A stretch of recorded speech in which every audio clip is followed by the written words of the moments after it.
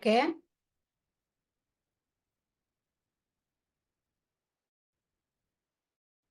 We'll start.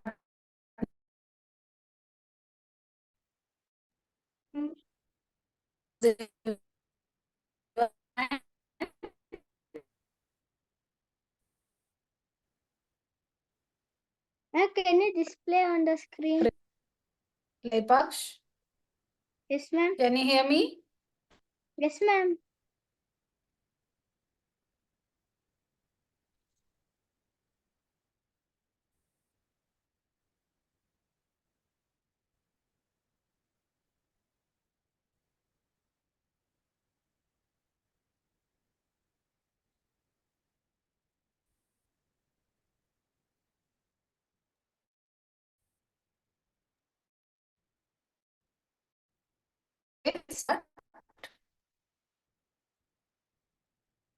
ಸಂಸಾರವೆಂಬುದು ಸಂಸಾರ ಎಂಬುದು ಒಂದು ಗಾಳಿಯ ಸೊಡರು ಸಿರಿ ಎಂಬುದು.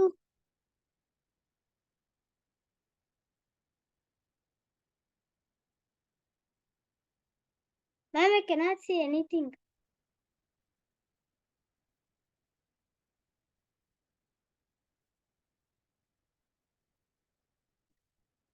Ma'am?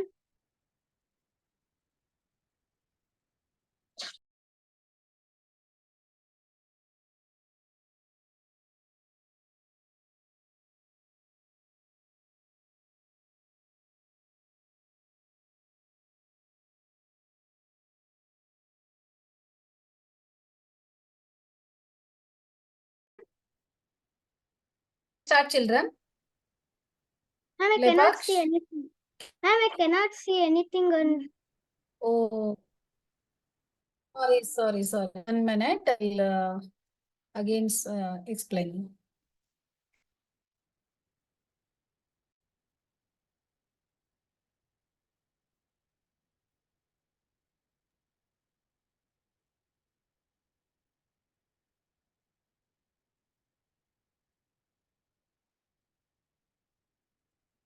Can you see now? Yes, ma'am. Okay. I'll do Lonika as a host because now it is a fluctuation. That's why I'll make her co-host. Okay, start.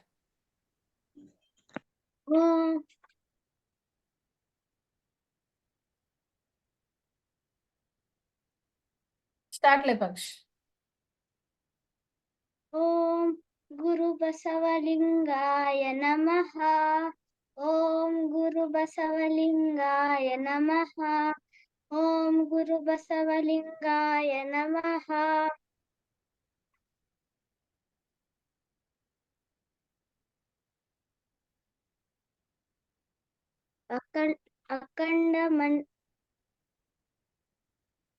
ಅಖಂಡ ಮಂಡಲಾಚ ಅಖಂಡ ಮಂಡಲಾಕಾರಂ ವ್ಯಾಪ್ತಂ ಯೇನ ಚರಾಚರಂ ತತ್ಪದಂ ದರ್ಶಿತಂ ಯೇನ ತಸ್ಮೈ ಶ್ರೀ ಗುರುವೇ ನಮಃ.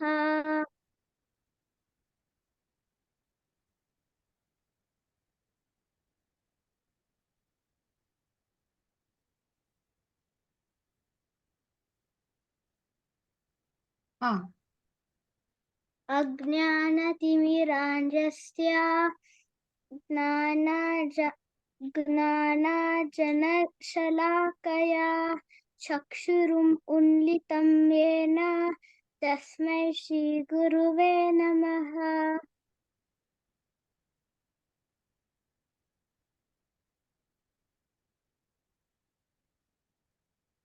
Next. ಗುರು ಬ್ರಹ್ಮ ಗುರುರ್ವಿಷ್ಣು ಗುರುರ್ದೇವೋ ಮಹೇಶ್ವರಃ ಗುರು ಸಾಕ್ಷಾತ್ ಪರಬ್ರಹ್ಮ ತಸ್ಮೈ ಶ್ರೀ ಗುರುವೇ ನಮಃ.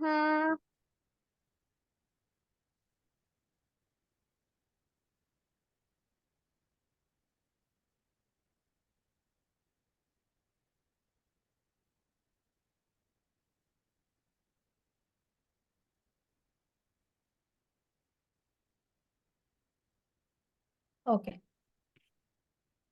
ಗಾಯತ್ರಿ ಮಂತ್ರ ಹೇಳೋಣ. ಓಂ ಭೂರ್ಭುವ ಸ್ವಃ ಓಂ ಭೂರ್ಭುವ ಸ್ವಃ ತತ್ಸವಿತುರ್ವರೆಣ್ಯಂ ಭರ್ಗೋ ಭರ್ಗೋ ದೇವಸ್ಯ ಧೀಮಹಿ ಧಿಯೋ ಧಿಯೋ ಯೋ ನ ಪ್ರಚೋದಯಾತ್. Other 2 times. ಓಂ ಭೂರ್ಭುವ ಸ್ವಃ ತತ್ಸವಿತುರ್ವರೆಣ್ಯಂ ಭರ್ಗೋ ದೇವಸ್ಯ ಧೀಮಹಿ ಧಿಯೋ ಯೋ ನ ಪ್ರಚೋದಯಾತ್.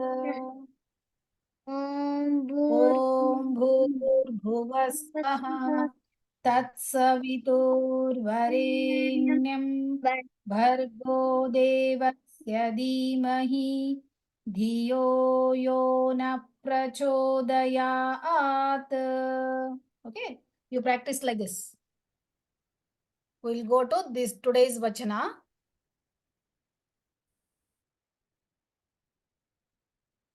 Today I brought ಸತ್ಯಕ್ಕನ ವಚನ. ಸತ್ಯಕ್ಕ ಯಾರು ಅಂತ ಗೊತ್ತಾ ನಿಮ್ಗೆ? ಸತ್ಯಕ್ಕನ ಬಗ್ಗೆ ಗೊತ್ತಾ?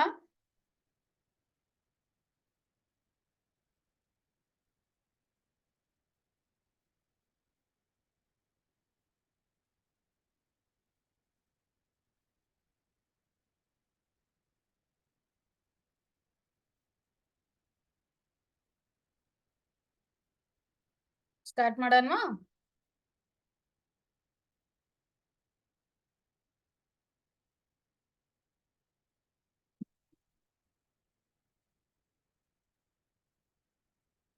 Ma'am, Satyakka will be cleaning all the things in the road. Ma'am, Satyakka will be cleaning in the roads and sweeping. Yes, correct. 1 minute.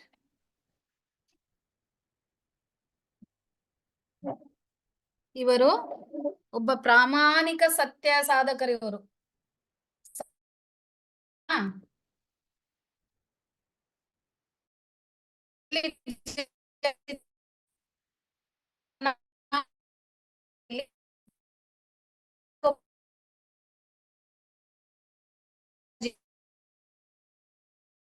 ಅಂತ ಒಂದು ಊರಿದೆ, ಅಲ್ಲಿ ಇವರು ಬರ್ತ್ ತಗೊಂಡ್ರು. ಇವರು ಯಾವಾಗ್ಲೂ ಫ್ಯಾಮಿಲಿ ಜೊತೆ ಇರ್ತಾ ಇರ್ಲಿಲ್ಲ, ದೂರದಲ್ಲೇ ಇದ್ದು ಸಾಧನೆ ಮಾಡ್ತಾ ಇದ್ರು. ಇವರು ಸಾಧಕರಾಗಿದ್ರು. ಮದುವೆ ಕೂಡ ಆಗ್ಲಿಲ್ಲ. ಅವರು ಹೇಗಿದ್ರು ಅಂದ್ರೆ ಶಿವಶರಣೆಯಾಗಿದ್ರು. ದೇವರನ್ನ ಪೂಜೆ ಮಾಡಿ ದೇವರಲ್ಲಿ ಕೆಲಸದಲ್ಲಿ ಕಾಯಕದಲ್ಲಿ ಇದನ್ನ ಕೈಲಾಸವನ್ನ ಕಾಣ್ತಾ ಇದ್ರು. ಬಸವಣ್ಣವ್ರು ಹೇಳಿದಾರಲ್ವಾ, ಕಾಯಕವೇ ಕೈಲಾಸ ಅಂತ ಹೇಳಿದಾರ ತಾನೆ. ಅದೇ ತರ ಸತ್ಯಕ್ಕ ಅವರು ಬಸವಣ್ಣನವರ ಹೇಳಿಕೆಯಂತೆ, ಅವರ ಹೇಳಿಕೆಯಂತೆ ನಡ್ಕೋತಾ ಇದ್ರು. ಆಧ್ಯಾತ್ಮ ಸಾಧನೆಯನ್ನ ಮಾಡ್ತಾ ಇದ್ರು. ಯಾರಾದರೂ ಲಂಚ ತಗೊಳ್ತಾರೆ ಅಂದ್ರೆ ಅವ್ರಿಗೆ ತುಂಬಾ ಕೋಪ ಬರ್ತಾ ಇತ್ತು. ಲಂಚ ತಗೊಳ್ಳೋರು ನೋಡ್ಬಿಟ್ರೆ ಕೋಪ ಬರ್ತಾ ಇತ್ತು. ಬೇರೆಯವರ ವಸ್ತು ಅವರು ಬೇರೆ ರೋಡ್ಗಳಲ್ಲೆಲ್ಲ ಕಸ ಗುಡಿಸ್ತಾ ಇದ್ರು. ಅಂದ್ರೆ ಮನೆ ಬೀದಿ ಬೀದಿ ಕಸ ಗುಡಿಸ್ತಾ ಇದ್ರು. ಕಸ ಗುಡಿಸ್ಬೇಕಾದ್ರೆ ಏನಾದ್ರೂ ಒಂದು ವಸ್ತು ಸಿಕ್ಕ್ರೇನು ಅದನ್ನ ಮುಟ್ತಾ ಇರ್ಲಿಲ್ಲ ಅವರು. ತಮಗ್ ತಾವೇ ಒಂದು ರೂಲ್ಸ್ ಹಾಕೊಂಡಿದ್ರು. ಯಾವುದೇ ಪರರ ಧನ, ಪರ ಸ್ತ್ರೀ, ಪರ ದೈವಗಳಿಗೆ ಎರಗದಿಪ್ಪುದೇ ನೇಮ ಅಂತ ಈ ಒಂದು ವಚನದಲ್ಲಿ ಹೇಳಿದ್ದಾರೆ. ಅದೇ ತರ ಅವರು ಯಾವತ್ತು ತಮ್ಮ ಕೈಯಿಂದ ಎಡಗೈಯಿಂದ ಕೂಡ ಮುಟ್ತಾ ಇರ್ಲಿಲ್ಲ. ಯಾರ್ದಾದ್ರೂ ಒಂದು ವಸ್ತು ಕಾಣಿಸಿದ್ರೆ ಅದು ನಮ್ಮದಲ್ಲ, ಯಾವಾಗ್ಲೂ ನಮ್ಮ ವಸ್ತುವೇ ನಮಗೆ ದಕ್ಕಲ್ಲ, ಇನ್ನು ಬೇರೆಯವ್ರ ವಸ್ತುಗಳನ್ನ ತಗೊಂಡ್ ನಾವ್ ಏನ್ ಮಾಡೋದು ಅಲ್ವಾ? ಅದಕ್ಕೆ ಅವ್ರು ಏನ್ ಮಾಡ್ತಾ ಇದ್ರು, ಪರರ ವಸ್ತುಗಳನ್ನ ಕಣ್ಣಿನಿಂದ ಕೂಡ ನೋಡ್ತಾ ಇರ್ಲಿಲ್ಲ. ಅವರು ಕೈಯಿಂದ ಮುಟ್ಟೋದಿರ್ಲಿ, ಕಣ್ಣಿನಿಂದ ಕೂಡ ನೋಡ್ತಾ ಇರ್ಲಿಲ್ಲ. ಅಂತ ಧೀಮಂತ ವ್ಯಕ್ತಿ ಆಗಿದ್ರು ಸತ್ಯಕ್ಕ. ಯಾವಾಗ್ಲೂ ಸತ್ಯ ನಮ್ಮನ್ನ ಹೇಗ್ ಕಾಪಾಡುತ್ತೆ? ನಾವು ಬೇರೆಯವರ ವಸ್ತುಗಳಿಗೆ ಆಸೆ ಪಡ್ಲಿಲ್ಲ ಅಂದ್ರೆ ಖಂಡಿತ ಭಗವಂತ ನಮ್ಗೆ ಒಳ್ಳೇದನ್ನೇ ಮಾಡ್ತಾನೆ ಅನ್ನೋದನ್ನ ನಂಬಿದ್ರು ಅವರು, ಸತ್ಯಕ್ಕ ಅನ್ನೋರು. ಓಕೆನಾ? ಈಗ ಅವ್ರ ವಚನವನ್ನ ಹೇಳೋಣ. ಅರ್ಚನೆ ಪೂಜನೆ ನೇಮವಲ್ಲ, ಮಂತ್ರ ತಂತ್ರ ನೇಮವಲ್ಲ, ಧೂಪ ದೀಪಾರತಿ ನೇಮವಲ್ಲ, ಪರಧನ ಪರಸ್ತ್ರೀ ಪರದೈವಂಗಳಿಗೆರಗದಿಪ್ಪುದೇ ನೇಮ. ಶಂಭುಜಕೇಶ್ವರನಲ್ಲಿ ಇವು ಕಾಣಿರನ್ನ ನಿತ್ಯ ನೇಮ ಅಂತ ಹೇಳಿದ್ರು. ಅರ್ಚನೆ ಅಂದ್ರೆ ನಿಮ್ಗೆಲ್ಲ ಗೊತ್ತಲ್ವಾ ಮಕ್ಕಳ? ಅರ್ಚನೆ ಅಂದ್ರೇನು? ದೇವರಿಗೆ ಪೂಜೆಯನ್ನ ಮಾಡೋದು. ಕುಂಕುಮ, ಅರಿಶಿನ, ವಿಭೂತಿ, ಹೂವು, ಗಂಧ, ಅಕ್ಷತೆ ಇವುಗಳನ್ನೆಲ್ಲ ನಾವು ಭಗವಂತನಿಗೆ ಅರ್ಪಿಸ್ಬಿಟ್ಟು ಅರ್ಚನೆ ಮಾಡ್ತೀವಲ್ವಾ, ಅದು ಪೂಜೆ ಅಲ್ಲ ಅಂತ ಹೇಳಿದ್ರು ಇವರು. ಅಂದ್ರೆ ಆ ತರ ಮಾಡೋ ಪೂಜೆನೇ ಅಲ್ಲ ಅಂತ ಹೇಳಿದ್ರು ಸತ್ಯಕ್ಕ. ಯಾಕಂತ ಹೇಳಿ ನೋಡೋಣ. ಅಂದ್ರೆ ಅರ್ಚನೆ ನೇಮವಲ್ಲ ಅಂತಂದ್ರೆ ಅದನ್ನ ನಾವು ಯಾಂತ್ರಿಕವಾಗಿ ಮಾಡ್ಕೊಂಡು ಹೋಗ್ಬಿಡ್ತೀವಲ್ಲ ನಾವು. ಪ್ರತಿದಿನ ಪೂಜೆ ಮಾಡ್ತೀವಿ, ಯಾಂತ್ರಿಕ ಆಗ್ಬಿಡುತ್ತದು. ಅದು ಯಾವಾಗ್ಲೂ ಭಕ್ತಿಯಿಂದ ನಡೆಯೋದು, ನಮ್ಮ ಒಳಗಡೆ ನಡಿಬೇಕು ಪೂಜೆ. ಭಗವಂತನ ಪೂಜೆ ನಾವು ಹೇಗ್ ಮಾಡ್ಬೇಕು? ನಮ್ಮ ಮನಸ್ಸಿನಲ್ಲಿ ಪ್ರತಿದಿನ ಪ್ರತಿ ಕ್ಷಣ ಭಗವಂತನ ನಾಮಾಚರಣೆಗಳಿರ್ಬೇಕು. ಓಂ ನಮಃ ಶಿವಾಯ ಅಂದ್ರೆ ಸಾಕು, ಭಗವಂತ ನಮ್ಗೆ ಮೆಚ್ಚುತ್ತಾನೆ. ನಾವು ಅದನ್ನ ಆಡಂಬರಗಳಿಂದ, ಪೂಜೆ ನಿಯಮಗಳಿಂದ, ಅರ್ಚನೆಗಳಿಂದ ಮಾಡೋದು ಬೇಕಾಗಿಲ್ಲ ಅಂತ ಹೇಳಿದ್ರು ಸತ್ಯಕ್ಕ ಅವರು. ಯಾಕಂದ್ರೆ ಎಲ್ಲರಿಗೂ ಇದು ಇರ್ಬೇಕಲ್ವಾ, ಆ ಒಂದು ಸೌಕರ್ಯ ಇರ್ಬೇಕಲ್ವಾ. ಈಗ ನಿಮ್ಮ ಮನೆಗಳಲ್ಲಿ ದೇವರಿಗೆ ಅಂತ ಒಂದು ಸಪರೇಟ್ ಆದ ಸ್ಥಳವನ್ನ ನಿಯಮ ಮಾಡಿರ್ತೀರ ನೀವು ಅಲ್ವಾ? ಎಲ್ಲರ ಮನೇಲಿ ಇದೆ ಅಲ್ವಾ ದೇವರ ಮನೆ? ದೇವರ ಮನೆ ಅಂತಿದ್ದಾಗ ನಾವ್ ಏನ್ ಮಾಡ್ತೀವಿ, ಅಲ್ಲಿ ಸೆಟ್ ಆಗಿ ಒಂದು ದೇವರ ಮೂರ್ತಿ ಅಥವಾ ದೇವರ ಫೋಟೋವನ್ನಿಟ್ಟು ಪೂಜೆ ಮಾಡ್ತೀವಿ. ಆ ತರ ಪೂಜೆ ಮಾಡಿದ್ರೆ ಏನಂತ ಹೇಳಿದ್ರು ಇವರು?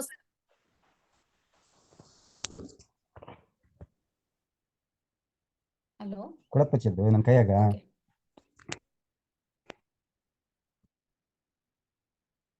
ಸೊ ಅವ್ರ ಏನ್ ಹೇಳ್ತಾ ಇದ್ರು ಅಂದ್ರೆ ಸತ್ಯಕ್ಕ ಅವರು, ಅರ್ಚನೆ ಪೂಜೆಯನ್ನ ನಾವು ನಿಯಮಿತವಾಗಿ ಮಾಡುವ ಪೂಜೆ ಅಲ್ಲ, ಅದು ನಮ್ಮ ಅಂತರಂಗದಲ್ಲಿ ನಡಿಬೇಕು. ಪ್ರತಿದಿನ ಪ್ರತಿಕ್ಷಣ ನಾವೇನ್ ಹೇಳ್ಬೇಕು? ಓಂ ನಮಃ ಶಿವಾಯ ಅನ್ನೋದೇ ಪೂಜೆ ಆಗ್ಬೇಕು ಅಂತ ಹೇಳ್ತಾರ ಅವರು. ಯಾಕಂದ್ರೆ ಎಲ್ಲರಿಗೂ ಆ ಸೌಕರ್ಯ ಇರಲ್ಲ. ಪ್ರತಿಯೊಬ್ಬರ ಮನೆಯಲ್ಲೂ ಮಲಗಕ್ಕೆ ಕೂಡ ಸ್ಥಳ ಇರದೇ ಇರುವಂತ ಜನ ಇದ್ದಾರೆ. ಈಗ ಹಟ್ಗಳಲ್ಲಿ ಬದುಕ್ತಾರಲ್ವಾ ಜನ, ಚಿಕ್ಕದಾದ ಮನೆಗಳನ್ನ ಮಾಡ್ಕೊಂಡು ಅವ್ರಿಗೆ ಪಾಪ ಮಲಗಕ್ಕೂ ಅಡಿಗೆ ಮಾಡಕ್ಕೂ ಕೂಡ ಜಾಗ ಇರಲ್ಲ. ಅಂತವ್ರು ಹೇಗ್ ಮಾಡೋದು? ಅದಕ್ಕೆ ಅವ್ರು ಹೇಳೋದೇನು, ಆ ಅರ್ಚನೆ ಒಂದು ನಿಯಮ, ರೂಲ್ಸ್ ಅಂತ ಏನಿಲ್ಲಿ ರೂಲ್ಸ್. ಅರ್ಚನೆ ಪೂಜನೆ ಅನ್ನೋದು ರೂಲ್ಸ್ ಮಾಡಬೇಡಿ, ಅದು ನಿರಂತರವಾಗಿ ನಡೀತಾ ಇರ್ಲಿ ನಮ್ಮಲ್ಲಿ. ಯಾವುದೇ ಅಕ್ಷತೆ, ಯಾವುದೇ ಹೂವು, ಯಾವುದೇ ಗಂಧ, ಯಾವುದೇ ನೈವೇದ್ಯ ಇವ್ಯಾವೂ ಇಲ್ಲದೆ ನಾವು ಪೂಜೆ ಮಾಡ್ಬೋದು ಭಗವಂತನಲ್ಲಿ, ಗೊತ್ತಲ್ವಾ? ಅದೇ ರೀತಿ ಅವ್ರೇನ್ ಹೇಳಿದ್ರು ಮೊದಲನೇ ಸಾಲಿನಲ್ಲಿ, ಅರ್ಚನೆ ಪೂಜನೆ ನೇಮವಲ್ಲ ಅಂತ ಹೇಳಿದ್ರು. ಇದು ಅರ್ಥ ಆಗಿದೆ ಅನ್ಕೊಳ್ತೀನಿ. ನೆಕ್ಸ್ಟ್ ಲೈನ್ ಅಲ್ಲಿ ಏನ್ ಹೇಳಿದ್ರು? ಮಂತ್ರ ತಂತ್ರ ನೇಮವಲ್ಲ ಅಂತ ಹೇಳಿದ್ರು. ಈಗ ನಾವೇನ್ ಮಾಡ್ತೀವಿ? ಪೂಜೆ ಮಾಡ್ಬೇಕಾದ್ರೆ ಮಂತ್ರಗಳನ್ನ ಹೇಳ್ತಾ ಇರ್ತೀವಿ.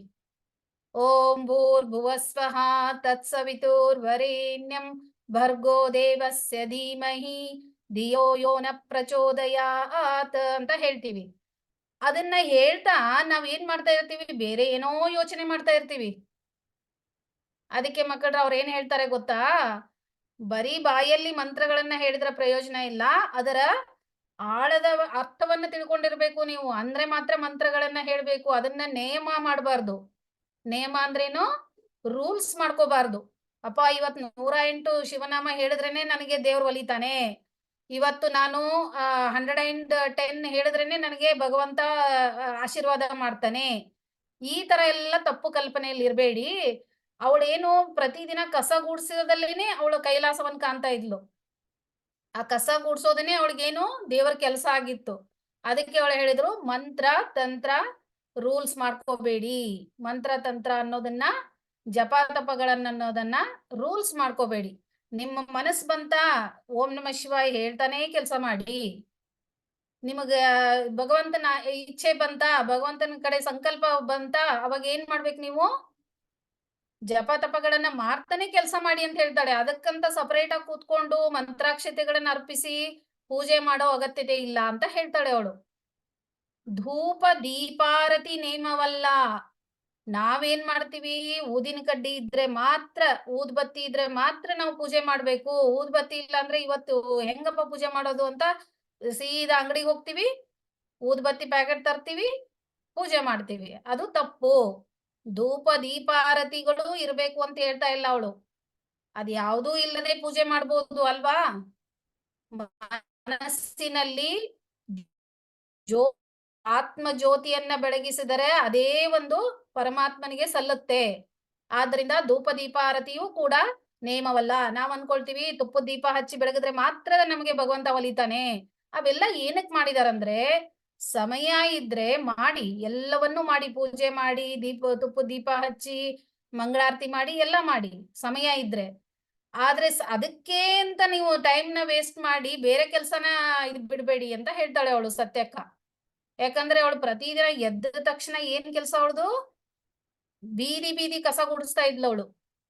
ಆ ಕಸ ಗುಡಿಸಿದಾಗ ಅವಳಿಗೆ ಸಿಗೋಂತ ತೃಪ್ತಿ ಹೇಗಿತ್ತು ಅಂದ್ರೆ, ಪರಮಾತ್ಮನ ಸೇವೆ ಮಾಡಿದಾಗ ಹೇಗೆ ತೃಪ್ತಿ ಸಿಗುತ್ತಲ್ವಾ, ಆ ರೀತಿ ತೃಪ್ತಿ ಇತ್ತು ಅವಳಿಗೆ. ಅದಕ್ಕೆ ಅವಳು ಏನ್ ಹೇಳಿದ್ಲು ಅಂದ್ರೆ, ಧೂಪ ದೀಪಾರತಿ ನೇಮವಲ್ಲ, ಅರ್ಚನೆ ಪೂಜನೆ ನೇಮವಲ್ಲ, ಮಂತ್ರ ತಂತ್ರ ನೇಮವಲ್ಲ ಅಂತ ಹೇಳಿದ್ಲು. ಇನ್ನೊಂದು ಮುಖ್ಯವಾದದ್ದು ಹೇಳಿದ್ಲು, ಏನ್ ಗೊತ್ತಾ? ಪರಧನ. ಪರಧನ ಅಂದ್ರೆ ಏನು? ಬೇರೆಯವರ ಹಣ, ಬೇರೆಯವರ ದುಡ್ಡು. ಎಲ್ಲೋ ದಾರಿಲಿ ಹೋಗ್ತಾ ಇದೀವಿ, 10 ರೂಪಾಯಿ ಸಿಕ್ಕರೆ ಎಷ್ಟು ಖುಷಿ ಆಗ್ಬಿಡುತ್ತಲ್ವಾ ನಮ್ಗೆ? ಅದು ತಪ್ಪು. ಅದು ಯಾರಿಗೆ ಸೇರ್ಬೇಕಾಗಿತ್ತೋ ಅವರಿಗೆ ಸೇರ್ಬೇಕು. ಅದನ್ನ ನಾವೇನ್ ಮಾಡ್ಬೇಕು? ಆ ತರ ದುಡ್ಡು ಸಿಕ್ಕಾಗ ಅದನ್ನ ಬಡ ಮಕ್ಕಳಿಗೆ ಕೊಡ್ಬೇಕು. ಯಾರಿಗೆ ದುಡ್ಡು ಇರಲ್ವೋ ಅವ್ರಿಗೆ ಯೂಸ್ ಮಾಡ್ಕೊಳಕ್ ಕೊಡ್ಬೇಕು. ಇಲ್ಲ ಅಂದ್ರೆ ಯಾವ್ದಾದ್ರು ಅನಾಥಾಶ್ರಮದ ಮಕ್ಕಳಿದ್ರೆ ಅವರಿಗೆ ತಿಂಡಿನೋ ಊಟನೋ ಕೊಡೋದಕ್ಕೆ ಕೊಡ್ಬೇಕು. ಆ ತರ ಬೇರೆ ದುಡ್ಡು ನಮ್ದಲ್ಲ. ಅದನ್ನ ಕಣ್ಣೆತ್ತಿ ಕೂಡ ನೋಡ್ಬಾರ್ದು ನಾವು. ನೋಡಿದ್ರೆ ಪರಮಾತ್ಮ ಮೆಚ್ಚಲ್ಲ ಅಂತ ಹೇಳ್ತಾಳೆ ಅವಳು.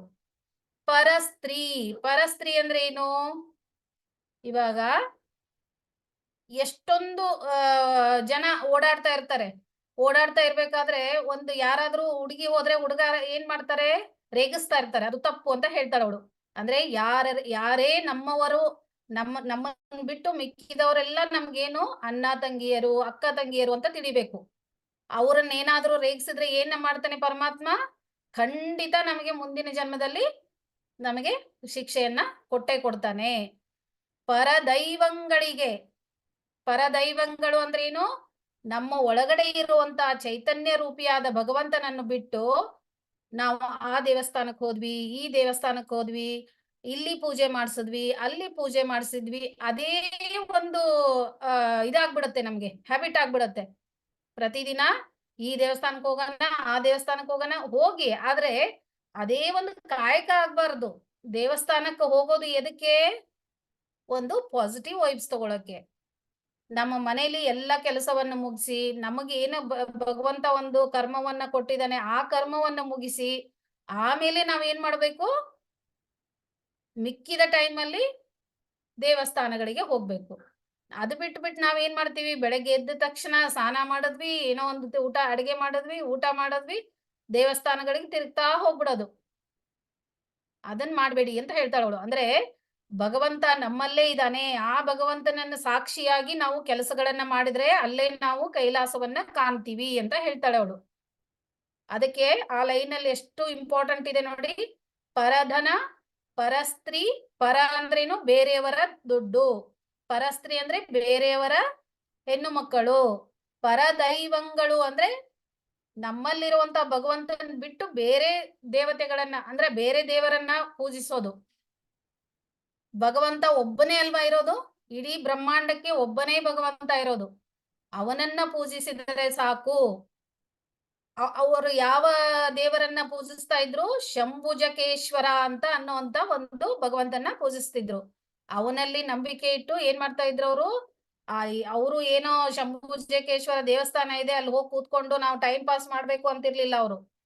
ಆ ದೇವರಲ್ಲಿ ನಂಬಿಕೆ ಇಟ್ಟು ಕೆಲಸ ಮಾಡ್ತಾ ಇದ್ರು. ಅವನ ಹೆಸರು ಹೇಳ್ಕೊಂಡು ಕೆಲಸ ಮಾಡ್ತಾ ಇದ್ರು. ಅದೇ ನಿತ್ಯ ನಿಯಮ. ಇವು ಕಾನಿರನ್ನ ನಿತ್ಯ ನಿಯಮ. ಯಾವುದು? ಒಬ್ಬನೇ ಒಬ್ಬ ಭಗವಂತ ಇದ್ದಾನೆ ಅನ್ಕೊಂಡು ಅವನನ್ನ ನೆನೆಯುತ್ತಾ ನಾವು ಯಾವಾಗ ಕಾಯಕವೈ ಕೈಲಾಸ ಅಂತ ಮಾಡ್ತೀವೋ ಅದು ಏನು? ನಿತ್ಯ ನಿಯಮ ಅಂತ ಹೇಳ್ತಾರೆ. ಅಂದ್ರೆ ಪ್ರತಿದಿನ ಮಾಡುವಂತ ಕೆಲಸಕ್ಕೆ ನಿತ್ಯ ನಿಯಮ ಅಂತ ಹೇಳ್ತಾರೆ. ಸೊ ಈ ವಚನದ ಅರ್ಥ ತುಂಬಾ ಚೆನ್ನಾಗಿದೆ. ಸೊ ಇದಕ್ಕೊಂದು ಕತೆ ತಗೊಳ್ಳೋಣ ಇವಾಗ. ಒಂದ್ ಸೆಕೆಂಡ್.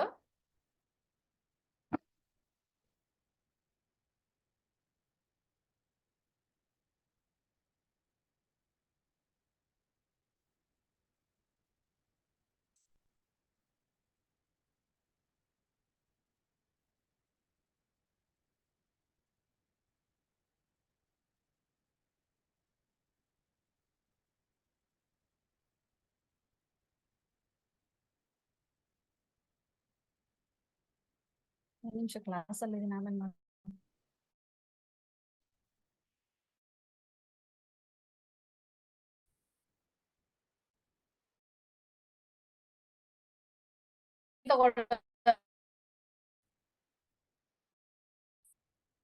ತುಂಬಾ ಒಂದು 50 ಅಬೌವ್ ಇರೋಂತ ಜನ, ಅಂದ್ರೆ ಅವರು ರಿಟೈರ್ಡ್ ಆಗಿದ್ರು. ಒಂದಿಷ್ಟು ಒಂದು ಊರಲ್ಲಿ, ಒಂದು ಪಟ್ಟಣದಲ್ಲಿ ಒಂದಿಷ್ಟು ಹಿರಿಯರ ಗುಂಪಿತ್ತು ಒಂದು. ಅವರು ಏನ್ ಮಾಡ್ತಾ ಇದ್ರು ಅಂದ್ರೆ ಪ್ರತಿದಿನ ಒಂದು ಕಟ್ಟೆ ಅಂತ ಇರುತ್ತಲ್ವಾ, ಊರಲ್ಲಿ ನೋಡಿದಿರಲ್ವಾ, ಹಳ್ಳಿಗಳಲ್ಲಿ ದೊಡ್ಡದೊಂದು ಕಟ್ಟೆ ಮೇಲೆ ಕೂತ್ಕೊಂಡು ಹರಟೆ ಮಾಡ್ತಾ ಇದ್ರು. ಅವ್ರಿಗೆ ಏನ್ ಅನಿಸ್ತು ಅಂದ್ರೆ ಎಲ್ಲರೂ ನಮ್ಮ ಮಕ್ಕಳು ದೊಡ್ಡವರಾಗಿ ಅವ್ರ ಪಾಡಿಗೆ ಅವ್ರ ಕೆಲಸ ಮಾಡ್ತಾ ಇದ್ದಾರೆ. ಒಬ್ಬೊಬ್ರು ವಿದೇಶದಲ್ಲಿದ್ದಾರೆ, ಒಬ್ಬೊಬ್ರು ಇಂಜಿನಿಯರ್ ಆಗಿದ್ದಾರೆ, ಒಬ್ಬೊಬ್ರು ಡಾಕ್ಟರ್ ಆಗಿದ್ದಾರೆ. ಎಲ್ಲರೂ ಅವ್ರ ಪಾಡಿಗೆ ಅವ್ರ ಕೆಲಸ ಮಾಡ್ಕೊಂಡು ಹೋಗ್ತಾ ಇದ್ದಾರೆ. ನಾವು ಏನಾದ್ರೂ ಒಂದು ಸಾಧನೆ ಮಾಡ್ಬೇಕು. ಯಾಕಂದ್ರೆ ಎಲ್ಲರಿಗೂ ಅಷ್ಟೇನೆ ನಿವೃತ್ತಿ ಅಂದ್ರೆ ರಿಟೈರ್ಡ್ ಆದ್ಮೇಲೆ ಆ ಟೈಮ್ ನ ನಾವು ಹೇಗೆ ಕಳಿಬೇಕು ಅನ್ನೋದನ್ನ ಒಂದು ಯೋಚನೆ ಆಗ್ಬಿಡತ್ತೆ. ಅದಕ್ಕೆ ಅವ್ರು ಏನ್ ಮಾಡಿದ್ರು, ಒಂದು ಸಂಘವನ್ನ ಕಟ್ಕೊಂಡ್ರು, ಒಂದು ಅಸೋಸಿಯೇಷನ್ ಮಾಡ್ಕೊಂಡ್ರು. ಎಲ್ರು ಸೇರಿ, ಎಲ್ಲ ಹಿರಿಯರು ಸೇರಿ ಏನ್ ಮಾಡಿದ್ರು, ಒಂದು ಅಸೋಸಿಯೇಷನ್ ಮಾಡ್ಕೊಂಡ್ರು. ಮಾಡ್ಕೊಂಡ್ಬಿಟ್ಟು ಅವ್ರು ಏನಂತ ಒಂದು ರೂಲ್ಸ್ ಹಾಕೊಂಡ್ರು. ಏನಂತ? ಯಾರಿಗಾದರೂ ಏನಾದ್ರೂ ಸಹಾಯ ಮಾಡ್ಬೇಕು ಅಂದ್ರೆ ಅಲ್ಲಿ ಹೋಗಿ ನಾವು ಎಲ್ಲರನ್ನು ವಿಚಾರಿಸೋಣ. ಫಾರ್ ಎಕ್ಸಾಂಪಲ್, ಇವಾಗ ಗೌರ್ಮೆಂಟ್ ನಮ್ಗೆ ಎಷ್ಟೊಂದು ಸಹಾಯ ಮಾಡಿದೆ ಅಲ್ವಾ. ಎಲ್ಲರಿಗೂ ಏನಂದ್ರೆ ರೋಡ್ ಕ್ಲೀನ್ ಮಾಡೋದಕ್ಕೆ ಒಂದು ಗ್ರೂಪ್ ನ ಕಳಿಸ್ತಾರೆ. ಆಮೇಲೆ ಮೋರಿಗಳನ್ನ ಕ್ಲೀನ್ ಮಾಡಕ್ಕೆ ಒಬ್ರನ್ನ ಕಳಿಸ್ತಾರೆ. ಆ ತರ ಎಷ್ಟೊಂದು ಕ್ಲೀನ್ಲಿನೆಸ್ ಗೆ ಹೆಸರುವಾಸಿ ಆಗಿದೆ ಇವಾಗ. ನಮ್ ಗೌರ್ಮೆಂಟ್ ಎಲ್ಲ ಮಾಡುತ್ತೆ ಆ ಕೆಲಸ. ಆದ್ರೆ ಅವರೇ ಬಂದು ಮಾಡ್ಲಿ ಅಂತ ನಾವು ಕಾಯ್ಕೊಂಡು ಕೂತ್ಕೊಳ್ಳೋದು ತಪ್ಪಲ್ವಾ. ಅದಕ್ಕೆ ಅವ್ರು ಏನ್ ಮಾಡಿದ್ರು, ಒಂದು ಅಸೋಸಿಯೇಷನ್ ಅಂತ ಮಾಡಿ ಎಲ್ಲರೂ ಸೇರಿ ಪ್ರತಿದಿನ ಆ ಪಟ್ಟಣದಲ್ಲಿ ಏನ್ ಮಾಡ್ತಾ ಇದ್ರು ಅಂದ್ರೆ ಆ ಒಂದು ಸಿಟಿಯಲ್ಲಿ ಒಂದ್ ರೌಂಡ್ ಹೋಗೋದು ಎಲ್ಲಾ ಕಡೆ. ಎಲ್ಲಿ ಇದು ಇರುತ್ತೋ ಕಚಡ ಅಂದ್ರೆ ಎಲ್ಲಿ ಕಸ ಇರುತ್ತೋ ಆ ಕಸವನ್ನ ತೆಗೆಸೋದು. ಯಾರು ಮನೆ ಮುಂದೆ ಗಲೀಜ್ ಮಾಡ್ತಾರೆ ಅವ್ರಿಗೆ ಒಂದು ತಿಳುವಳಿಕೆಯನ್ನು ಕೊಡೋದು. ಯಾರೋ ಒಬ್ಬೊಬ್ರು ಏನ್ ಮಾಡ್ತಾರೆ, ಬಿಸ್ಕೆಟ್ ಪ್ಯಾಕೆಟ್ ತಿಂತಾರೆ, ಬಿಸ್ಕೆಟ್ ಪ್ಯಾಕೆಟ್ ನ ಮನೆ ಮುಂದೆ ಒಗದ್ ಬಿಡ್ತಾರೆ. ಅಂತವರಿಗೆ ಜ್ಞಾನವನ್ನ ಕೊಡ್ತಾ ಇದ್ರು, ಶಿಕ್ಷಣವನ್ನ ಕೊಡ್ತಾ ಇದ್ರು. ಎಲ್ಲಾ ಹಿರಿಯರು ಸೇರಿ ಒಂದು ಗ್ರೂಪ್ ಮಾಡ್ಕೊಂಡಿದ್ರಲ್ವಾ. ಪ್ರತಿದಿನ ಒಂದೊಂದು ರೋಡ್ಗೆ ಹೋಗೋದು, ಆ ರೋಡಲ್ಲಿ ಕೆಲಸಗಳನ್ನ ಮಾಡೋರ್ಗೆ ತಿಳುವಳಿಕೆಯನ್ನ ಕೊಡ್ತಾ ಇದ್ರು. ಯಾವ ರೀತಿ ಮನೆ ಮುಂದೆ ಕ್ಲೀನ್ಲಿನೆಸ್ ಇಟ್ಕೋಬೇಕು, ನೀರ್ ನಿಂತ್ರೆ ಅಲ್ಲಿ ಎಲ್ಲಾ ಸೊಳ್ಳೆಗಳು ಕಟ್ಕೊಳುತ್ತಲ್ವಾ, ಸೊಳ್ಳೆಗಳು ಮೊಟ್ಟೆ ಇಡುತ್ತಲ್ಲ, ಅದಕ್ಕೆ ನೀರ್ ನಿಲ್ದಂಗೆ ನೋಡ್ಕೊಳ್ಳೋದು. ಆಮೇಲೆ ಬೇರೆ ಬೇರೆ ಎಲ್ಲ ಕೆಲಸಗಳು ಏನಾದ್ರೂ ಸರಿ, ಯಾರಿಗೋ ಒಬ್ರಿಗೆ ಇದು ದುಡ್ಡು ಇರ್ಲಿಲ್ಲ ಅನ್ಕೊಳ್ಳಿ, ಅವ್ರಿಗೆ ಡಾಕ್ಟರ್ ಹತ್ರ ಹೋಗಕ್ ದುಡ್ಡು ಇರಲ್ಲ, ಏನೋ ಹುಷಾರಿರಲ್ಲ, ಅಂತವ್ರಿಗೆ ಇವರೆಲ್ಲಾ ದುಡ್ಡು ಸೇರಿಸಿ ಒಂದೊಂದು ರೂಪಾಯಿ ಸೇರಿಸಿ ಅವರನ್ನ ಡಾಕ್ಟರ್ ಹತ್ರ ಕರ್ಕೊಂಡು ಹೋಗೋದು. ಈ ತರ ಸಮಾಜ ಸೇವೆಯನ್ನ ಮಾಡ್ತಾ ಇದ್ರು. ಇದಕ್ಕೆ ಈ ಸಿಟಿಗಳಲ್ಲಿ ಏನ್ ಹೇಳ್ತಾರೆ, NGO ಅಂತ ಹೇಳ್ತಾರೆ. ನಿಮ್ಗೆ ಗೊತ್ತಿರುತ್ತೆ ಅಲ್ವಾ NGO ಅಂದ್ರೆ. ಸೊ ಅವ್ರು ಏನ್ ಮಾಡ್ತಾರೆ, ಸಮಾಜ ಸೇವೆಯನ್ನ ಮಾಡ್ತಾರೆ. ಅಂದ್ರೆ ಒಂದಿಷ್ಟು ಅವ್ರ ನಿವೃತ್ತಿ ಅಂದ್ರೆ ರಿಟೈರ್ಡ್ ಆದ್ಮೇಲೆ ಅವ್ರಿಗೆ ಒಂದಿಷ್ಟು ಟೈಮ್ ಇರುತ್ತೆ. ಆ ಟೈಮ್ ನ ಅವ್ರು ಏನ್ ಮಾಡ್ತಾರೆ, ಒಂದು 5 ಅವರ್ 4 ಅವರ್ ಟೈಮ್ ನ ಇಟ್ಕೊಂಡು ಈ ತರ ಎಲ್ಲಾ ಕೆಲಸಗಳನ್ನ ಸಮಾಜಮುಖಿಯಾಗಿ ಮಾಡ್ತಾರೆ, ಸಮಾಜದ ಉದ್ಧಾರಕ್ಕೋಸ್ಕರ ಮಾಡ್ತಾರೆ. ಸೊ ಅವರು ಹೀಗೆ ಹೋಗಿ ಮಾಡ್ತಾ ಇರ್ಬೇಕಾದ್ರೆ ಒಂದ್ಸಲಿ ಏನಾಯ್ತು, ಅದರಲ್ಲಿ ಒಬ್ರು ಸದಸ್ಯರು ಒಂದಿನ ಬರ್ಲಿಲ್ಲ. ದಿನ ಹೀಗೆ ಕೆಲಸ ಮಾಡ್ತಾ ಇದ್ರು, ಆ ಗ್ರೂಪ್ ಅಲ್ಲಿರೋ ಒಬ್ಬ ಸದಸ್ಯ ಕಾಣಿಸ್ಲಿಲ್ಲ. ಅವಾಗ ಅವ್ರಿಗೆ ಒಂದು ಚಿಂತೆ ಆಗೋಯ್ತು. ಯಾಕಂದ್ರೆ ಅವ್ರು ಪ್ರತಿದಿನ ಬರೋರು, ಆದ್ರೆ ಇವತ್ ಯಾಕೆ ಬರ್ಲಿಲ್ಲ ಅವರು ಅಂತ ಅವ್ರಿಗೆ ಎಲ್ಲ ಬೇರೆ ಫ್ರೆಂಡ್ಸ್ಗೆಲ್ಲ ಚಿಂತೆ ಆಯ್ತು. ಅದಕ್ಕೆ ಅವ್ರು ಏನ್ ಮಾಡಿದ್ರು ಅಂದ್ರೆ ಎಲ್ರೂ ಕೂತ್ಕೊಂಡು ಚರ್ಚೆ ಮಾಡಿದ್ರು. ಯಾಕ್ ಬಂದಿಲ್ಲ ಅವ್ರು? 1 ದಿನ ಆಯ್ತು, 2 ದಿನ ಆಯ್ತು, 3 ದಿನ ಆಯ್ತು ಬರ್ಲೇ ಇಲ್ಲ. ಆಗ ಬೇರೆಯವರ ಅವ್ರ ಪಕ್ಕದ ಮನೆಯಿಂದ ಒಂದು ಸುದ್ದಿ ಬಂತು. ಏನಂತ? ಅವರ ಹೆಂಡತಿ ತೀರೋಗ್ಬಿಟ್ಟಿದ್ರು. ಅವರ ಮಗ ಏನ್ ಮಾಡಿದ್ರು?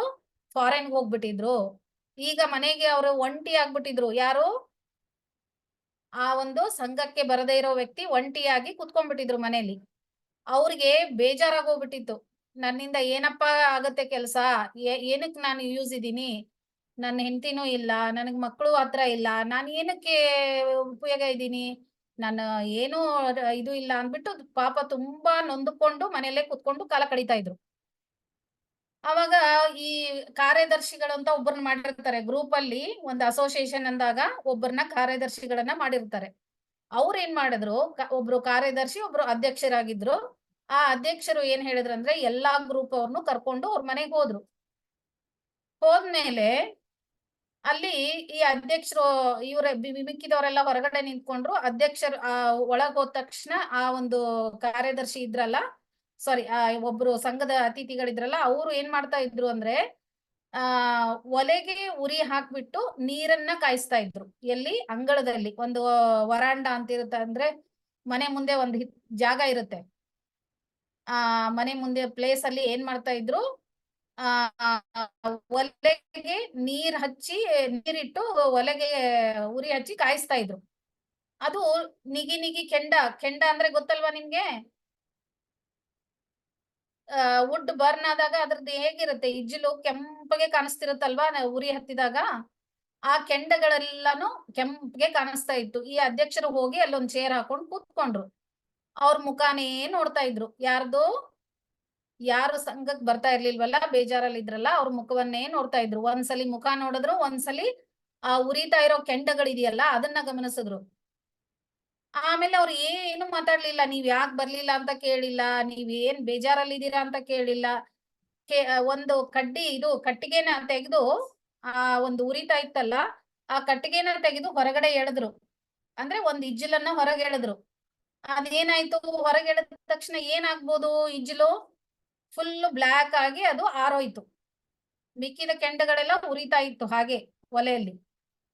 ಆಮೇಲೆ ಇವ್ರು ಅಷ್ಟನ್ ಮಾಡಿ ಎದ್ಬಿಟ್ಟು ಬಂದ್ಬಿಟ್ರು. ಎಲ್ಲಾರ್ನು ಕರ್ಕೊಂಡು ವಾಪಸ್ಸು ಹೊರಟ್ರು ಅಧ್ಯಕ್ಷರು. ಆವಾಗ ಇವ್ರಿಗೆ ತುಂಬಾ ಅರ್ಥ ಆಯ್ತು ಇವ್ರಿಗೆ. ಏನ್ ಅರ್ಥ ಆಯ್ತು ಅಂದ್ರೆ, ಆ ಹೋಗಿ ಅಧ್ಯಕ್ಷರನ್ನ ನಮಸ್ಕಾರ ಮಾಡಿ ನಿಲ್ಸಿದ್ರು. ನಿಲ್ಲಿಸ್ಬಿಟ್ಟು, ನಂದು ತಪ್ಪಾಯ್ತು ಅಧ್ಯಕ್ಷರೇ, ನಾಳೆಯಿಂದ ನಾನು ಸಂಘಕ್ಕೆ ಬರ್ತೀನಿ. ನೀವು ಈಗೊಂದು ಪಾಠ ಕಲಿಸಿದ್ರಿ ನನಗೆ ಅಂತ ಹೇಳಿದ್ರು. ಏನ್ ಪಾಠ ಕಲಿಸಿರ್ಬಹುದಪ್ಪ ಅವರು ಅಂದ್ರೆ, ಅಲ್ಲಿ ಉರಿತಾ ಇತ್ತಲ್ಲ ಕೆಂಡಗಳು, ಅದರಿಂದ ಒಂದು ಕೆಂಡವನ್ನ ಹೊರಗ್ ತೆಗೆದಾಗ ಏನಾಯ್ತದು? ಆರೋಯ್ತು. ಏನಕ್ಕೂ ಉಪಯೋಗ ಇಲ್ದಂಗೆ ಆರೋಯ್ತದು. ಮಿಕ್ಕಿದ ಕೆಂಡಗಳು ಉರಿತಾ ಇತ್ತು. ಅದು ಅದರಿಂದ ನೀರ್ ಕಾಯ್ತಾ ಇತ್ತು ಅಲ್ವಾ? ಅದ್ರ ಅರ್ಥ ಏನು ಅಂದ್ರೆ, ಆ ಕೆಂಡವನ್ನ ಬೇರೆ ಇದ್ರ ಬೆಂಕಿ ಕೆಂಡದ ಜೊತೆ ಸೇರಿಸಿದ್ರೆ ಅದು ಬೆಂಕಿಗೆ ಕೆಂಡವಾಗಿ ನೀರ್ ಕಾಯೋದಕ್ಕೆ ಹೆಲ್ಪ್ ಆಗುತ್ತೆ ಅಲ್ವಾ? ಅದನ್ನ ಹೊರಗೆ ತೆಗೆದ್ರೆ ಅದು ಏನಕ್ಕೂ ಯೂಸ್ ಇಲ್ಲ. ಆದ್ರಿಂದ ಅವ್ರು ಏನ್ ಹೇಳಿದ್ರು, ನನಗ ಅರ್ಥ ಆಯ್ತು. ನಿಮ್ಮಿಂದ ನಾನು ಒಬ್ಬನ ಹೊರಗೆ ಬಂದ್ರೆ ನನ್ನಿಂದ ಏನು ಇದು ಉಪಯೋಗ ಇಲ್ಲ. ಅದೇ ನಾನ್ ನಿಮ್ ಜೊತೆ ಇದ್ರೆ 4 ಕೆಲಸಗಳನ್ನ ಮಾಡಿ ನಾನು ಬೇರೆಯವ್ರಿಗೆ ಉಪಯೋಗ ಆಗ್ಬೋದು. ಎಷ್ಟು ಅರ್ಥಪೂರ್ಣ ಆಗಿದೆ ಅಲ್ವಾ ಈ ಕತೆ? ಅವಾಗ ಅವ್ರು ಏನ್ ಮಾಡಿದ್ರು, ಪ್ರತಿದಿನ ಮತ್ತೆ ತಮ್ಮ ಕಾಯಕವನ್ನ ಮಾಡೋದಕ್ಕೆ ಸ್ಟಾರ್ಟ್ ಮಾಡಿದ್ರು. ಈ ರೀತಿ ಸತ್ಯಕ್ಕ ಕೂಡ ತಮ್ಮ ಕಾಯಕವನ್ನ ಮಾಡಿ ಹೆಸರುವಾಸಿ ಆಗ್ಬಿಟ್ಟಿದ್ರು ಅವರು. ಸತ್ಯ ಸಾಧಕಿ ಸತ್ಯಕ್ಕ ಅಂತ ಕರಿತಾ ಇದ್ರು ಇವ್ರನ್ನ. ಅದಕ್ಕೆ ನಾವೆಲ್ಲ ಏನು, ನಮಗೆ ಬಂದಿರೋ ಕೆಲಸವನ್ನ ನಾವು ಪ್ರತಿದಿನ ತಪ್ಪದೆ ಮಾಡಿದ್ರೆ ನಮಗೆ ಭಗವಂತ ಮೆಚ್ತಾನೆ. ಆದ್ದರಿಂದ ಪ್ರತಿದಿನ ನಾವು ನಮಗೆ ನಮ್ಮ ಪಾಲಿಗೆ ಏನು ಬಂದಿರುತ್ತೋ ಆ ಕೆಲಸವನ್ನ ಯಾರಿಂದನೂ ಹೇಳಿಸ್ಕೊಳ್ದೆ ಮಾಡ್ಬೇಕು. ಫಾರ್ ಎಕ್ಸಾಂಪಲ್, ನೀವೆಲ್ಲ ಸ್ಕೂಲ್ಗೆ ಹೋಗ್ತೀರಲ್ವಾ? ಸ್ಕೂಲ್ಗೆ ಹೋದಾಗ ನಿಮ್ಗೊಂದಿಷ್ಟು ಹೋಮ್ವರ್ಕ್ ಅಂತ ಕೊಡ್ತಾರೆ ಸ್ಕೂಲಲ್ಲಿ. ನೀವ್ ಅದನ್ನ ಅಮ್ಮ ಹೇಳಿದ್ಮೇಲೆ ಮಾಡೋಣ, ಡ್ಯಾಡಿ ಹೇಳಿದ್ಮೇಲೆ ಮಾಡೋಣ ಅಂತ ಕೂತ್ಕೊಂಡ್ರೆ ಏನಾಗುತ್ತೆ? ಅದು ನಿಮ್ಮ ಕೆಲಸ ಆಗಲ್ಲ, ಅವಾಗ ಅವ್ರ ಕೆಲಸ ಆಗ್ಬಿಡತ್ತೆ. ಅದಕ್ಕೆ ನೀವೇನ್ ಮಾಡ್ಬೇಕು? ನಿಮ್ಮ ಕೆಲಸವನ್ನ ಯಾರ ಹತ್ರನೂ ಹೇಳಿಸ್ಕೊಡದೆ ಮಾಡ್ಬೇಕು.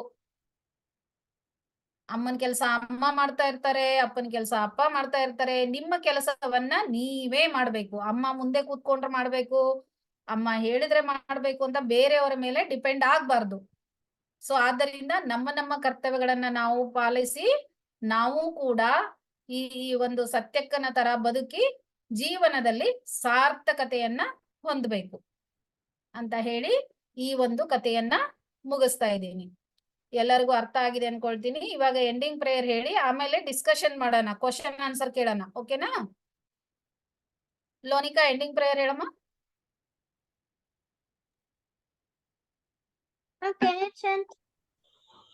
ಹಾ ಚಾಂಟ್.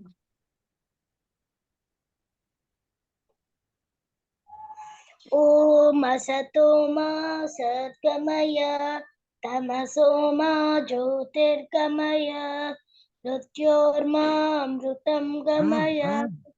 ಓಂ ಶಾಂತಿ ಶಾಂತಿ ಶಾಂತಿ.